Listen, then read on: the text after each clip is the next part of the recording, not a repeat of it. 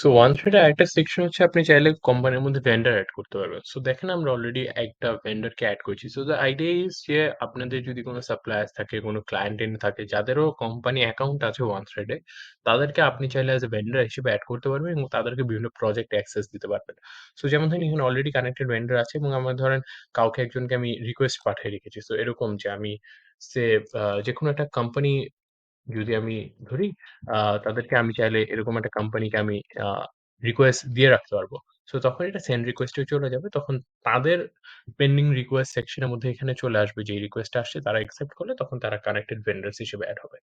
So জিনিসটা কিভাবে কাজ করে আমি এটা দেখি। সো আমি যদি একটা প্রজেক্টে যাই, তখন ধরেন আমার প্রজেক্টে কোনো ভেন্ডর নেই।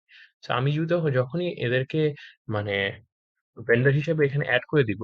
সো তখন কিন্তু তারা প্রজেক্ট ভেন্ডর হিসেবে এখানে এড হবে। সো তখন যেটা হবে যে তাদের যে সুপার অ্যাডমিন আছে সে হচ্ছে প্রজেক্ট মেম্বার হিসেবে এখানে অ্যাক্সেস পেয়ে যাবে এবং দেখেন আপনি দেখতে পাচ্ছেন এখানে অ্যাডমিন হিসেবে সে অ্যাক্সেস পেয়ে যাচ্ছে। সো তখন তারা যদি চায় তারা তাদের আরো মেম্বারদেরকে এড করে দিতে পারবে। এড করে তারা আ the idea is যে আপনারা তখন একই সাথে একই স্পেসে কোলাবরেট করতে পারবেন। সো এইভাবে আপনি ফার্স্ট এ কোম্পানিতে ভেন্ডর এড করে তারপর সেই ভেন্ডরদেরকে আপনি প্রজেক্টে অ্যাক্সেস করে দিতে